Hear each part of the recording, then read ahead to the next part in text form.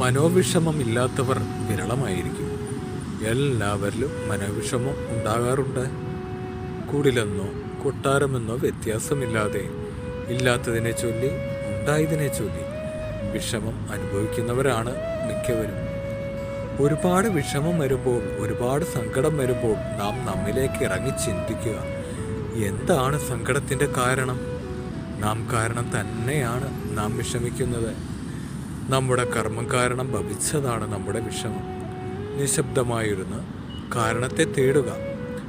നാം ആരെയെങ്കിലും വഞ്ചിച്ചോ, ആരെയെങ്കിലും വാക്കുകൊണ്ടോ കർമ്മം കൊണ്ടോ വേദനിപ്പിച്ചോ, അർഹിക്കാത്ത മുതൽ നേടിയോ, ആരുടെയെങ്കിലും സന്തോഷത്തെ ഹനിച്ചുവോ, നമ്മിൽ നമ്മുടെ ജീവിതത്തിൽ അതുവരെ ഉണ്ടായിരുന്ന നന്മ തിന്മകളെപ്പറ്റി ചിന്തിക്കുക.